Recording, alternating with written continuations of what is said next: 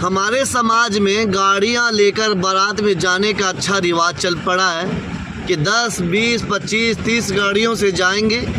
सबको पता है कि गाड़ियां इनकी नहीं है, न लड़के की है न लड़के के बाप की है। ये झूठी शान और झूठा वकार है। लेकिन लोगों को दिखाने का इतना शौक चढ़ा होता है कि 20 गाड़ियां तो सबको लाइन टू लाइन लगाएंगे, डोर टू डोर चलाएंगे। मकसद क्या होता है कि दुनिया देखे हमारे लड़के की बारात को। अपनी गाड़ी एक भी नहीं है, अपनी हैसियत और अपनी औकात तो मोटरसाइकिल की नहीं है, मोटरसाइकिल पर चलने की अपनी औकात नहीं है।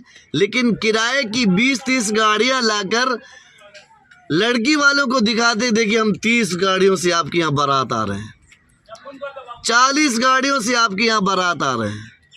लड़की वालों को भी पता है कि ये झूठा वकार और झूठी शान है। ये हमारे समाज में चल पड़ा है।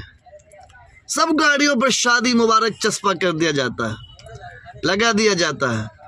हालांकि आपको पता है, हकीकत बात है ये कि इन गाड़ियों में जितने बाराती जा रहे हैं ना, 10, 20, 50, 40 जो मेहमान इनके ख़ास हैं, उनको ये बैगन, परवल, आलू या मटर की सब्ज़ी खिला कर ले जाते हैं।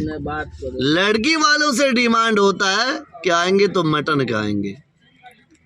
अच्छी तरीके से खातिर तवाज़ो होना चाहिए। ये सरासर लड़की वालों पर जुल्म हो रहा है।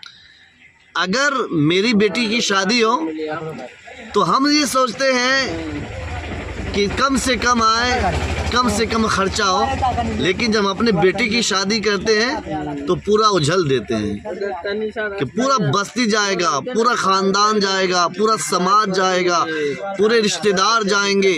इस तरीके की सोच और मानसिकता है। अपनी सोच, अपनी मानसिकता में बदलाव लाने की निहायत ज़रूरी है।